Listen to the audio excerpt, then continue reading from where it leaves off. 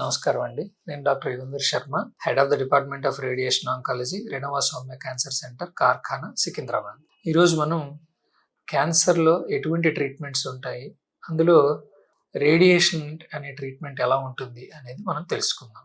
Cancer అన్న వెంటనే అందరికీ భయం రావడం, దానికి ట్రీట్మెంట్ ఏమీ లేదు అనుకోవడం, మనం చిన్నప్పటి నుంచి కండిషన్ చేసి ఉంటారు. మనం క్యాన్సర్ వస్తే చావే శరణ్యం అని. కానీ అలా కాదు. మనం ఎర్లీ స్టేజెస్లో క్యాన్సర్ని కనుక్కున్న, 4వ స్టేజ్లో క్యాన్సర్ కనుక్కున్న చాలా రకాలైనటువంటి ట్రీట్మెంట్స్ ఉన్నాయి. ప్రధానంగా చెప్పుకోవాల్సింది సర్జరీతో క్యాన్సర్ని ఎదుర్కొనే డిపార్ట్మెంట్ని సర్జికల్ ఆంకాలజీ అంటాం. అలాగే మందులతోనూ, టార్గెటెడ్ థెరపీస్తోనూ, ఇమ్యూనోథెరపీతోనూ ఎదుర్కొనే విభాగాన్ని మెడికల్ ఆంకాలజీ అంటాం అన్నమాట. అలాగే ఎక్స్రే కిరణాలతోనూ, ఎలక్ట్రాన్ కిరణాలతోనూ, ప్రోటాన్ కిరణాలతోనూ వీటితో మనం ఉపయోగించి క్యాన్సర్ని ఎదుర్కొనడాన్ని రేడియేషన్ ఆంకాలజీ అంటాం. ఈ రేడియేషన్ ద్వారా ట్రీట్మెంట్ మీద చాలా అపోహలు ఉన్నాయి.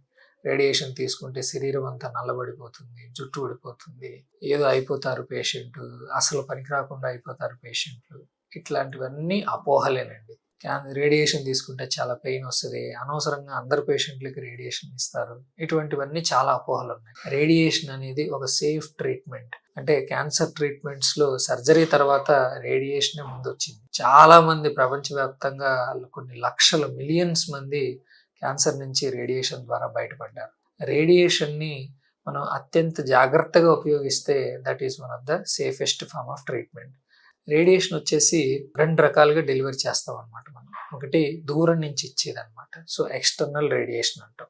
ఇంకొకటి బ్రేకీ థెరపీ అంటాం, అంటే ఇంటర్నల్ రేడియేషన్. మోస్ట్ కామన్గా 190% మందికి మనం ఎక్స్టర్నల్ రేడియేషన్ ద్వారా ట్రీట్ చేస్తాం అనమాట. సో ఈ ఎక్స్టర్నల్ రేడియేషన్ అనేది చాలా రకాల పద్ధతులు ఉన్నాయి. అంటే పాత పద్ధతులు, కన్వెన్షనల్ పద్ధతులు, అలాగే 3D కన్ఫార్మల్ రేడియోథెరపీ అని, అలాగే ఇమేజ్ గైడెడ్ రేడియోథెరపీ అని, ఆర్క్ థెరపీ అని, అలాగే రెస్పిరేటరీ గేటింగ్ అని, తర్వాత బ్రెయిన్ కోసం అయితే కనుక హైపర్ ఆర్క్ అని చెప్పేసి, ఇలా చాలా రకాలుగా ట్రీట్మెంట్స్ ఉన్నాయన్నమాట.